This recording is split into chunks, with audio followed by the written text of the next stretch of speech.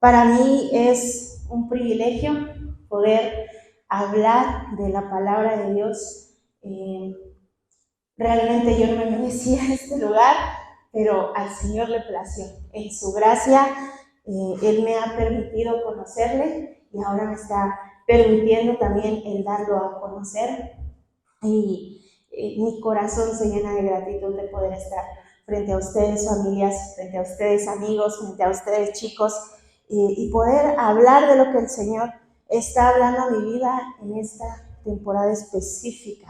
Entonces vamos a orar ahí en nuestro lugar. Señor, te damos gracias, papá. Eres bueno, eres fiel, Señor. Podemos ver tu fidelidad cada día de nuestras vidas, mi Dios. Nos das vida, nos das salud, eres nuestro proveedor. Mi Dios, gracias por el privilegio de conocerte.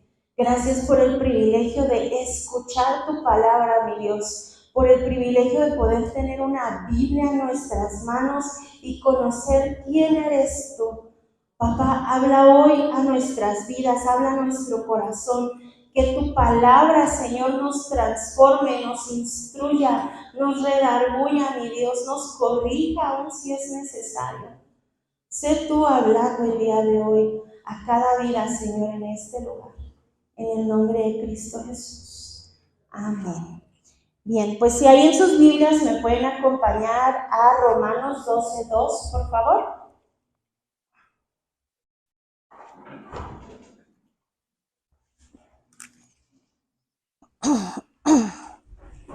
Con un ya estoy aquí, ya lo tengo, un amén, me hacen saber que están en el pasaje. Bien, vamos a leerlo. Lo tengo en esta ocasión en Reina Valera. Dice así: no os conforméis a este siglo, sino transformaos por medio de la renovación de vuestro entendimiento, para que comprobéis cuál sea la buena voluntad de Dios, agradable y perfecta. Quiero, familias, que repitan conmigo: la voluntad de Dios es buena, es agradable y es perfecta. La voluntad de Dios es buena, es agradable y es perfecta. Yo busqué este pasaje en algunas otras versiones, y los que ya me han escuchado compartir antes saben que me gusta mucho la traducción, la Nueva Traducción Viviente. Les voy a leer lo que dice este pasaje en esa versión. No imiten las conductas ni las costumbres de este mundo. Al contrario, sean personas diferentes en cuanto a su conducta y forma de pensar. Así aprenderán a conocer la voluntad de Dios para ustedes, la cual es buena, agradable y perfecta. Bien, había estado estudiando esta semana un pasaje de la Escritura del Antiguo Testamento que encontramos en el primer libro de Crónicas, capítulo 13. No lo vamos a leer, porque Emma ya está ahí súper rápido buscando. No lo vamos a leer, les voy a contar la historia del pasaje. David acaba de tomar el reino de Israel, está peleando con pueblos, está ganando, y él se acuerda que en el tiempo del rey Saúl, el arca de Dios, el arca del pacto, fue secuestrada, fue robada. Y él se acuerda y dice: desde los tiempos de Saúl no hemos procurado la presencia de Dios. El arca del pacto era muy importante para el pueblo de Israel. Era como el centro de su adoración era el Señor, pero el arca representaba la presencia de Dios aquí en la tierra. Era como la presencia física del Señor en la tierra. Y cuando ellos estaban en el desierto, el arca siempre permanecía en medio de ellos. Todo el campamento se montaba alrededor del tabernáculo de reunión donde se guardaba el arca. Y el pueblo presentaba adoración a Dios llevando sacrificios, y esa sangre del sacrificio se presentaba en el arca. Entonces era tan importante para ellos porque era parte de un elemento muy importante de su adoración a Dios, de su servicio a Dios. Y el arca había sido tomada. fue llevada a la batalla, Israel perdió esa batalla y les fue quitada el arca del pacto.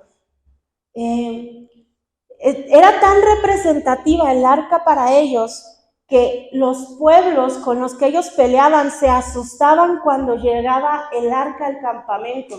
Se hacía un gran escándalo, los enemigos decían, oigan, ya, o sea, se espantaban, entraban en un temor porque decían, es que el arca del Señor ya llegó al campamento de Israel, porque se sabía, no solo Israel sabía, los pueblos de alrededor de Israel sabían que representaba la presencia de Dios mismo aquí en la tierra, y les había sido quitado. Y entonces David, que era un adorador y que su corazón estaba ardor, esta pasión por ministrar la presencia del Señor, dice, desde los tiempos de Saúl no hemos procurado el arca. No se ha presentado adoración, no se ha presentado expiación, que era el día anual de perdón para el pueblo. O sea, por 20 y tantos años ellos no habían sentido la gracia del perdón de Dios. Y David dice, hay que ir por ella. Y cuenta la historia en la Biblia, en el libro de Crónicas, que él reúne a sus generales, reúne como a la gente importante del pueblo, los principales de cada tribu, y les dice, vamos por el arca, ¿qué piensan? Y llegan a la conclusión, sí, vamos por ella. El arca estaba en un pueblo de levitas, estaba ahí cuidada en una casa y solo estaba ahí. Entonces David dice, bueno, vámonos, se lleva un montón de trompetas, se lleva un montón de tambores, un montón de gente, prepara un carro, una carreta nueva que se construyó exclusivamente para transportar el arca, tomó animales que nunca habían trabajado en el campo ni en ninguna otra cosa, exclusivamente para transportar el arca. Y él viene con toda esta compañía de gente, suben el arca y dice la Biblia que estaban en un tiempo de cantos, que sonaban las trompetas, que tocaban los tambores y empezaron a avanzar con el arca y de repente por alguna razón, un bache, una piedra, no lo sabemos, saltó la carreta en la que iba. Esta era una caja, el arca, no se las he descrito, era una caja de madera recubierta de oro que tenía ciertas medidas específicas. Dentro de la caja se encontraban las tablas de la ley, las tablas que Dios le dio a Moisés, la vara de Aarón que había reverdecido cuando fue escogido como sacerdote del pueblo y una porción del maná que el Señor proveía al pueblo de Israel en el desierto. Tenía una cubierta de oro y 2 querubines que se asomaban hacia adentro. Bueno, no se asomaban, estaban ahí y dice la Biblia que estos querubines tenían 6 alas. Con 2 alas se cubrían el rostro, con otras 2 alas se cubrían los pies y con las otras 2 alas volaban, ¿no? Estaban ahí. Entonces esta gran caja de oro pesada se inclinó, se iba a caer de la carreta.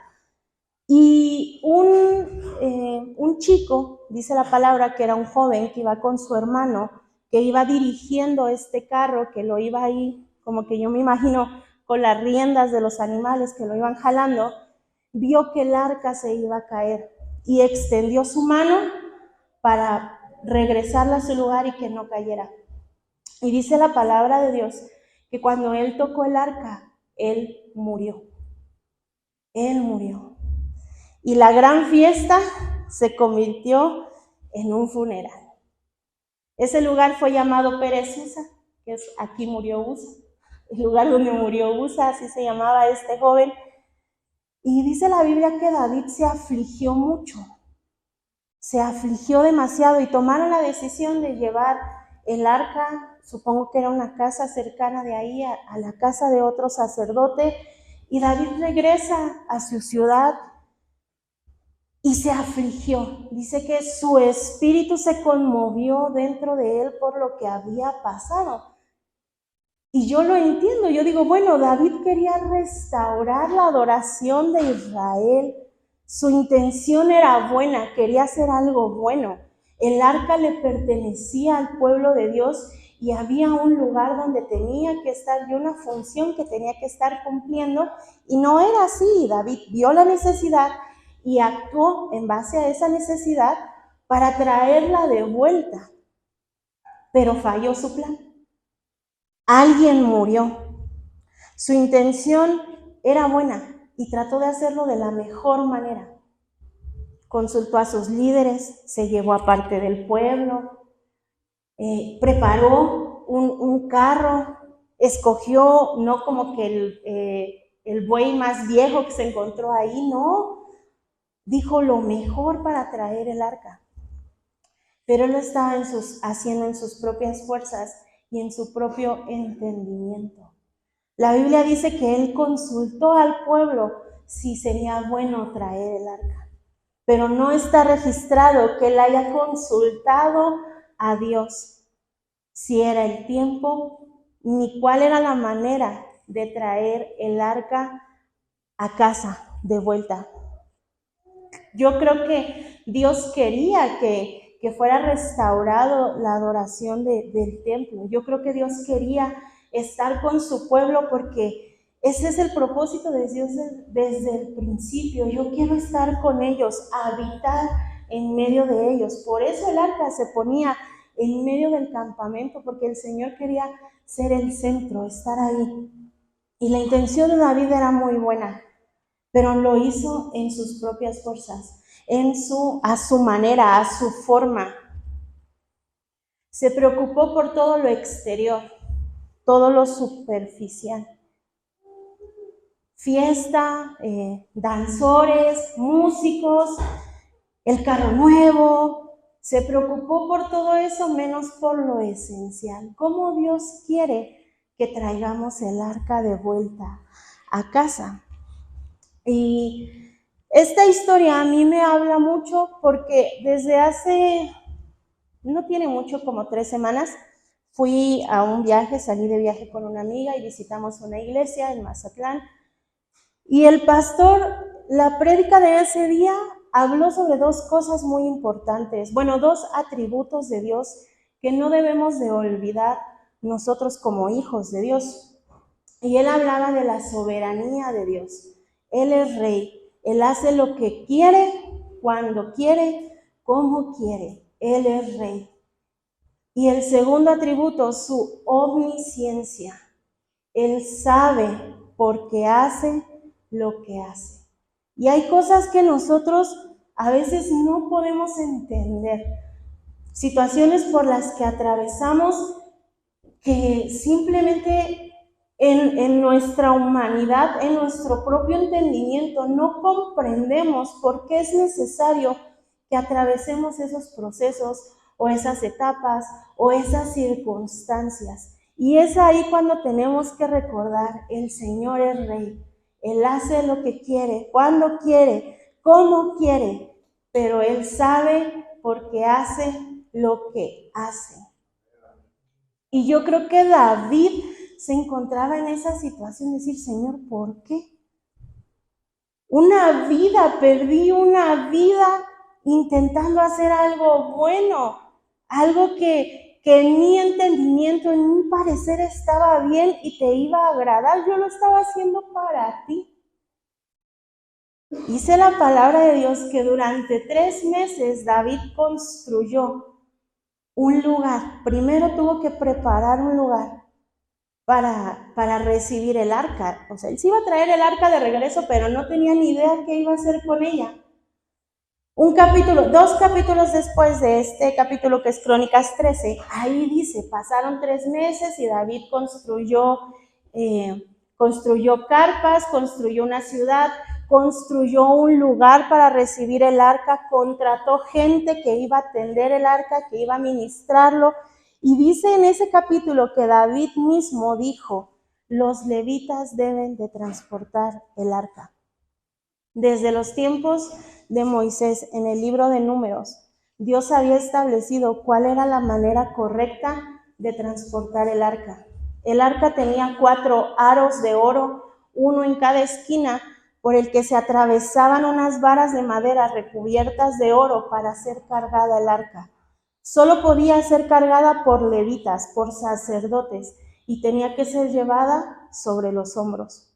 No había un carruaje, No había como que una vía rápida de transportar el arca se cargaba sobre los hombros entre 4 sacerdotes.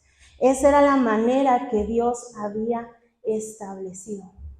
Era lo que Dios había dicho desde antes. Y a David le tocó estudiar, aprender y preguntarle al Señor, ¿cómo debo de hacer esto específico?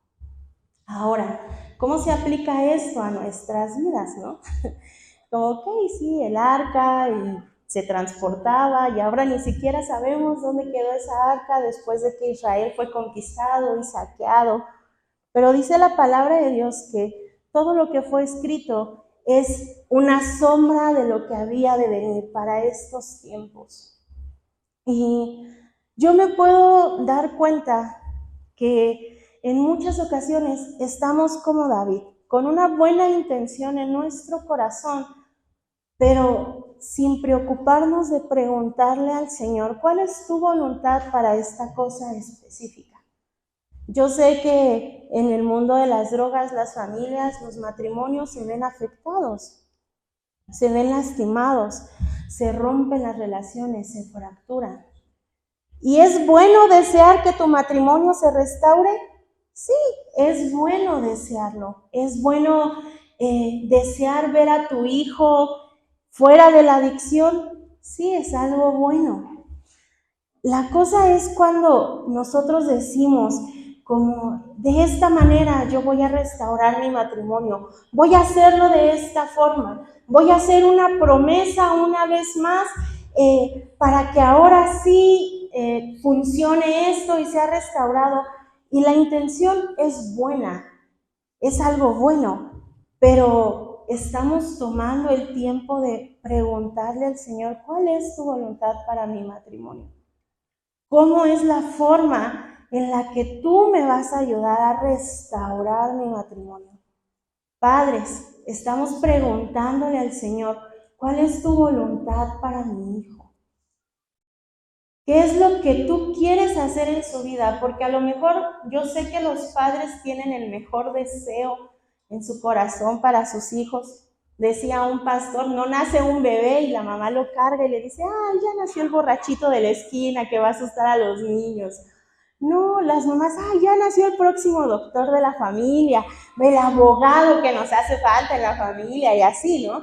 El deseo de los padres hacia los hijos es bueno, pero es mucho mejor cuando un padre se sienta en la presencia de Dios y le pregunta, ¿cuál es tu voluntad para mi hijo?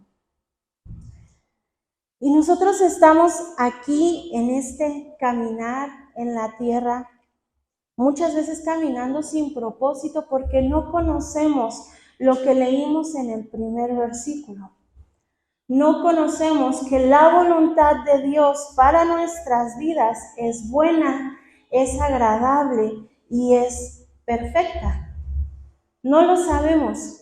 Y dice un versículo antes, dice, preséntense a Dios, entréguense al Señor en espíritu, alma y cuerpo. Dice que es vuestro culto racional y luego adelante dice para que conozcan cuál es la voluntad de Dios para ustedes, la cual es buena, es agradable y es perfecta. Y todos los que creemos o sabemos estar caminando dentro de la voluntad de Dios, hemos atravesado por procesos. Los chicos aquí están aquí en un proceso de 6 meses, es un proceso de desintoxicación, es un proceso de restauración, es un proceso de sanidad, es un proceso de conocer al Señor, de conocer cuál es la buena, agradable y perfecta voluntad de Dios para sus vidas. Y a veces ese proceso no se siente ni tan bueno, ni tan agradable, ni tan perfecto.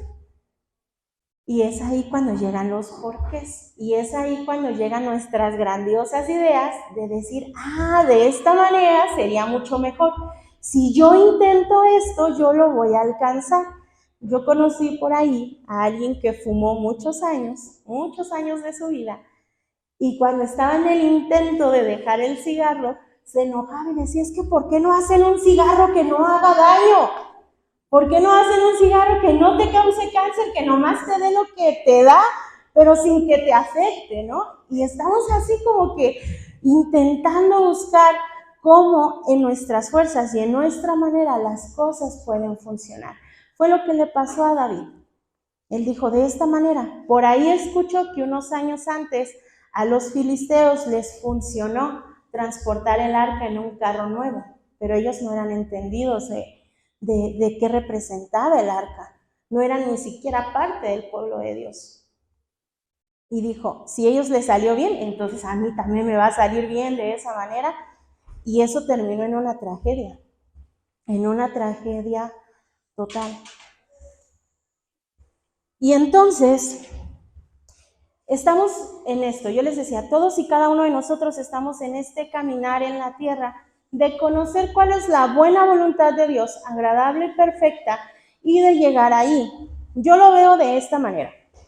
El camino no es fácil, a veces duele, a veces es muy difícil, a veces tienes que renunciar a cosas que tú de verdad deseas, que de verdad amas, a veces tienes que humillarte, a veces te tocan vivir situaciones que simplemente ninguna persona por su propia voluntad se atrevería a atravesar. Pero cuando sabes que el final para ti es bueno, es agradable y es perfecto, atraviesas ese camino confiando en que Dios es Rey y que Dios sabe por qué hace lo que hace. Lo veo de la siguiente manera. Si la voluntad de Dios para mi vida es que yo llegue a donde está la batería, que creo yo que el Señor me ha llamado a formar discípulos que hagan discípulos, y eso es lo que creo que Dios está haciendo conmigo en este tiempo. Y sé que esa es su voluntad para mí. Y que es algo bueno, que es algo agradable y que es algo perfecto que Él ha preparado para mí.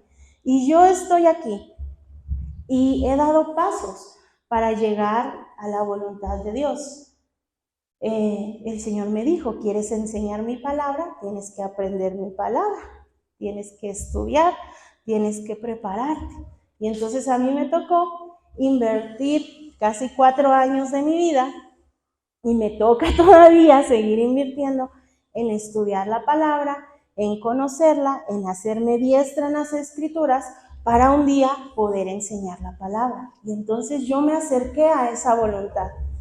En ese paso de 4 años, yo tuve que atravesar por procesos muy difíciles. Muchos me dicen, oye, qué chido, un instituto en la playa, ahí en la orilla del mar.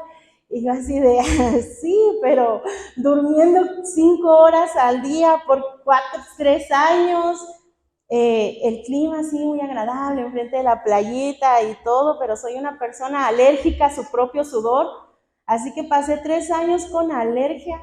La doctora Genoveva me decía, Alex, que no tiene sentido que yo te dé medicamento para la alergia, porque la solución para la alergia es que te aleje del factor que te la está causando. Dime tú cómo te separo a ti de ti misma. Tu cuerpo está peleando contra sí mismo. Y entonces a mí me tocó aguantar las urticarias. Me tocó aguantar. Me empecé a quedar pelona. Se me hizo un hoyo en la cabeza por el estrés que estaba atravesando de estudiar. Y yo me puse a llorar cuando yo vi ese pequeño hoyito que después se hizo más grande en mi cabeza. Y me puse a llorar y yo, Señor, ¿por qué? ¿Por qué? Estaba tanto estrés que mis defensas se bajaron y estuve enferma casi todo mi segundo y tercer año de instituto bíblico. Y me costó trabajo. Pero yo sabía que el final, yo sé que el final de Dios para mí es bueno, es agradable y es perfecto. Así que ese paso, aunque me costó, aunque me dolió, yo decía, el Señor sabe por qué hace lo que hace y Dios es soberano. Y yo voy a llegar a un buen fin, a la voluntad de mi Padre, buena, agradable y perfecta. Me tocó entender que no voy a llevar una vida normal. Yo tenía el sueño con mi hermano, siempre le decía, yo quiero poner una cafetería con una temática retro y quiero hacer postres porque me gusta mucho cocinar y se me da y tengo la habilidad y a mí me gustaría tener una cafetería y es algo malo. Es algo malo desear una vida próspera, una vida normal, de trabajo, de trabajar por mis sueños, de alcanzar lo que yo quiero. No, no es algo malo. Pero el Señor me dijo, no, a ti no te toca tener una vida normal. Has sido llamada y apartada para mis propósitos. Mi papá tenía una frase que yo odiaba cuando él la decía. Él decía, somos gente de iglesia, gente de ministerio. Y yo decía, serás tú, gente de iglesia, gente de ministerio. Yo no. Me tocó dar el pasito. ¿Costó trabajo? Sí. ¿Me encantaría hacerlo? Claro que sí. Pero no fui llamada a hacer eso. No es parte de mí, no es parte de mi diseño. Y cuando yo me acerqué a Dios, mi creador, mi hacedor, Él me habló acerca de quién soy y qué es lo que Él ha preparado para mí en el futuro. Y a mí me tocó decidir someterme a la soberanía de Dios y decir, sí, Señor, sí quiero lo bueno, lo agradable y lo perfecto que has preparado para mí.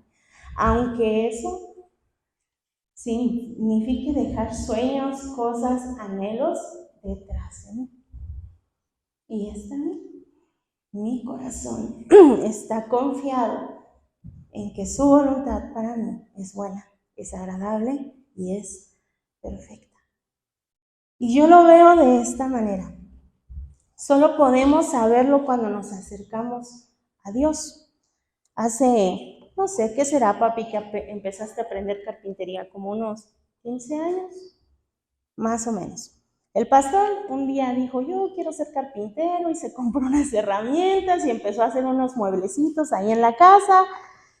Después atravesamos por una crisis financiera y eso fue lo que nos ayudó a sobrellevarla. Yo había tomado la decisión de dejar de estudiar, que esa es otra historia, luego se las cuento.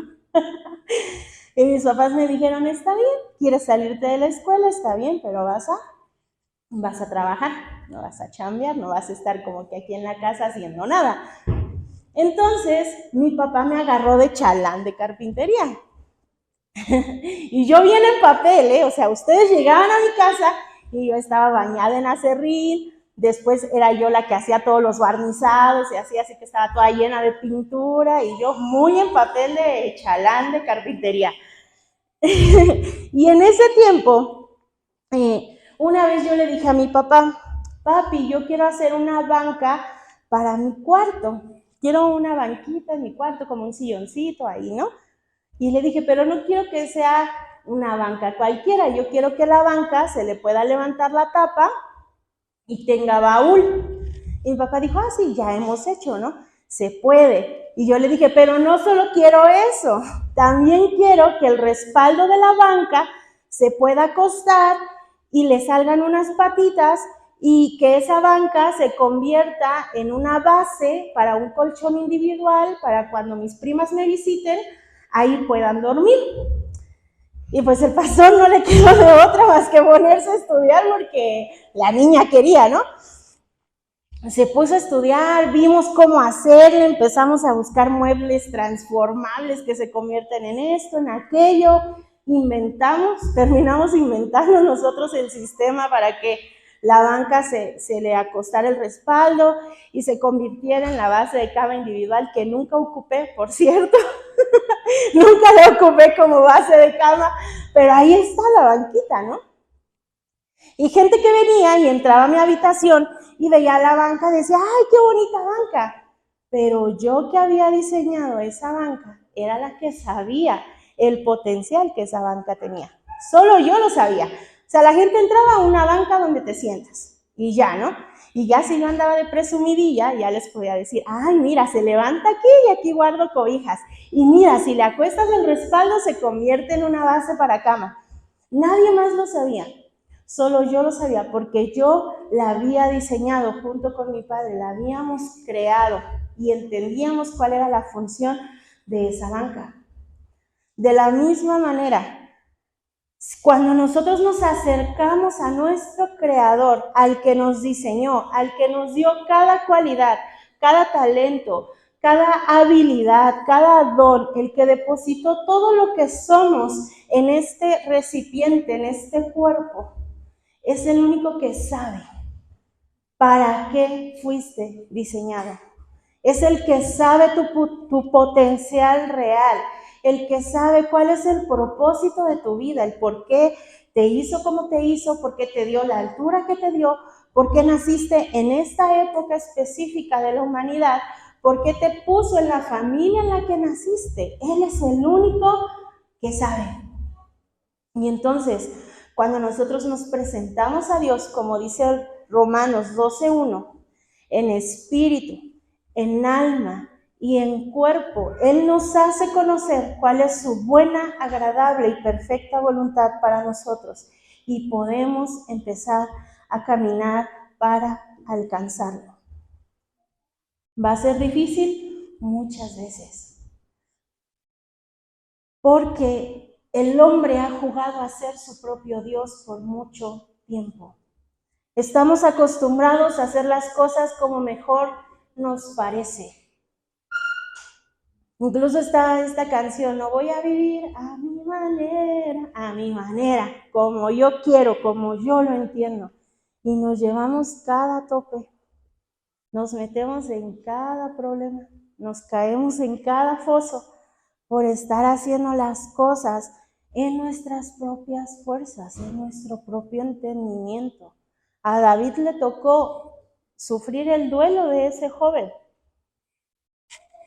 Le tocó salir, esforzarse, invertir mucho dinero en conseguir los músicos, los sacerdotes que iban a estar ministrando la presencia del Señor. Le costó tiempo, esfuerzo, volver a ir por el arca y hacer las formas a la manera de Dios, a como Dios ya había establecido. Y a veces estar dentro de la voluntad de Dios, yo les decía, no se siente tan bueno, ni tan agradable, ni tan perfecto. Yo pensaba en Moisés.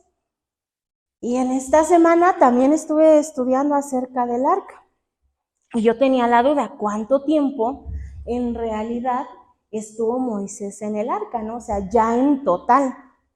Y dice la Biblia, el diluvio duró 40 días y 40 noches que estuvo lloviendo y el nivel del agua empezó a subir, a subir, a subir. Pero dice la Biblia que él estuvo ahí 12 meses lunares más 10 días. Entonces yo me puse a ver ahí, ¿cuánto es 12 meses lunares más 10 días, no? En tiempo real, ¿a qué se traduce? Y encontré que Moisés estuvo en el arca, Moisés, gracias mamá, que Noé estuvo en el arca 370 días, más de un año, y me puse a ver, ¿no? Porque a los niños les dibujamos el arca de Noé y siempre dibujamos una casita arriba con una ventanita y una puertita. El arca no era así. El arca no tenía iluminación, no tenía una entrada de luz y no tenía ventilación. Lo único que tenía hasta la parte de arriba era una compuerta que Noé abrió hasta que cesó de llover. Y entonces yo decía, un año ahí metido, con el olor a estiércol, el ruido de los animales. Acá afuera nuestro vecino tiene ganado y pasa con sus borregos y es un escandalero en la mañana, van bramando, se escuchan sus pisadas, y a eso súmale cantos de aves y rugidos de quién sabe qué y mugidos de vaca. Y yo digo, el escándalo, el olor, el trabajo de 8 personas de atender y cuidar a tanto animal. Y yo digo, qué desagradable. O sea, qué desagradable estar en el arca. Pero dentro de la voluntad de Dios era el mejor lugar donde Noé podía estar. porque solo él y su familia se salvaron de ese diluvio. Solo él y su familia sobrevivieron a la destrucción de la vida en la tierra. Y no era muy agradable para ellos estar ahí metidos, pero era el mejor lugar donde podían estar dentro de la voluntad de Dios. Y yo sé, familias, que quizá para ustedes no es tan agradable despertarse temprano y viajar 2, 3 horas para venir a visitar a los chicos y esforzarse y trabajar para pagar las cuotas de recuperación, y que si ya ocupo un medicamento hay que trabajar. No es tan agradable. Esposas, yo sé que no es tan agradable para ustedes estar llevando la carga de la casa sin sus esposos. Padres, yo sé que no es tan agradable para ustedes estar sin sus hijos en esta temporada, en este proceso que ellos están viviendo. Pero dentro de la voluntad de Dios es el mejor lugar donde pueden estar. Chicos, yo sé que no es tan agradable estar metidos aquí. Ver las mismas paredes todos los días, a las mismas personas. Sé que nuestro horario puede ser cansado, puede ser pesado. No es tan agradable, pero dentro de la voluntad de Dios es el mejor lugar donde pueden estar. Porque el final de este proceso, el final de este tiempo para ustedes es bueno, es agradable y es perfecto. Y nuestro reto es decir: sí, Señor, yo decido por voluntad propia someterme a tu soberanía, reconocerte como mi Rey, saber, Señor, que tú haces lo que tú quieres, cuando y cómo tú quieres. Y mi esperanza es que tú sabes por qué haces lo que haces.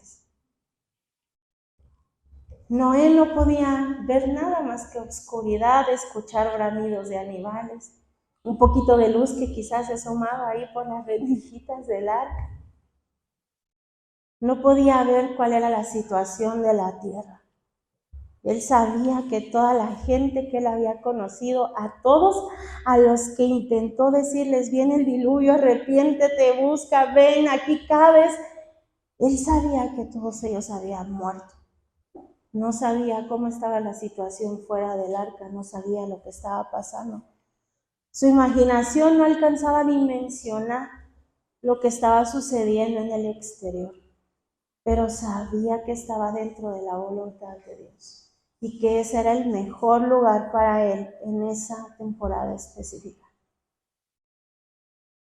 Y saben una cosa, Dios, cuando le dio el diseño a Noé del arca, no le dio un dispositivo de navegación. Era una caja que flotaba, una caja gigante que flotaba. Y no le puso un timón, no le puso velas, nada para que Noé pudiera dirigir el arca.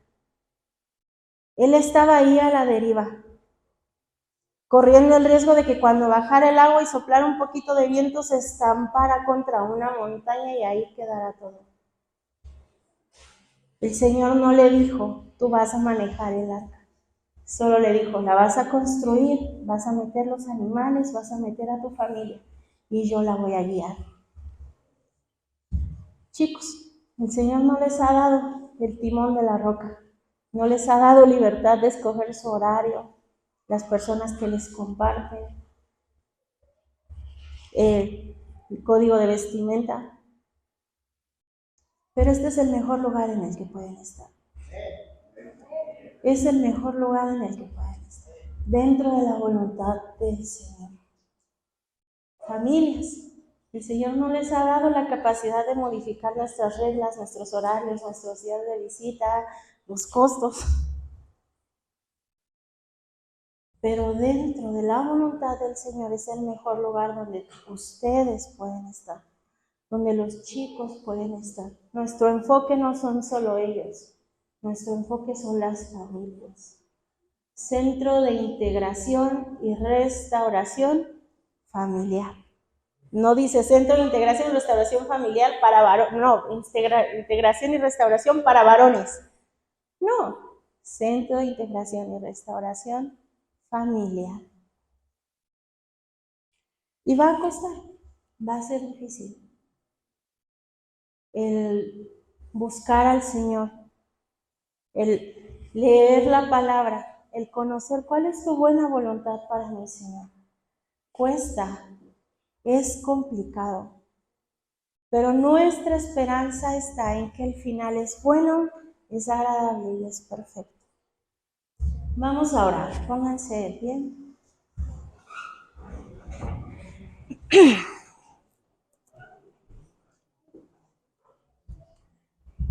Señor, dice tu palabra que tus planes para nosotros son de bien y no de mal, que tus pensamientos son mucho más altos que los nuestros, Señor.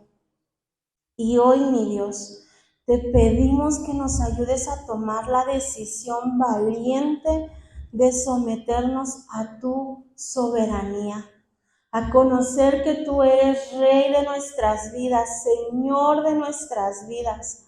Mi Dios, que aunque a veces el proceso es difícil y el camino se siente tan complicado de recorrer, que nuestra esperanza está en saber en que tú sabes por qué haces lo que haces, Señor. Porque tú conoces el final, tú sabes a dónde nos vas a llevar. Señor, tú sabes que nuestra familia va a ser restaurada. Tú sabes que familias, mi Dios, van a ser levantadas de este lugar. Ayúdanos, acompáñanos en el camino de alcanzar tu buena, tu agradable y tu perfecta voluntad, Señor, y muéstranos a dónde nos llevas, dónde es el lugar a donde tenemos que estar, Señor. Y ayúdanos a tomar los pasos necesarios para alcanzarlo.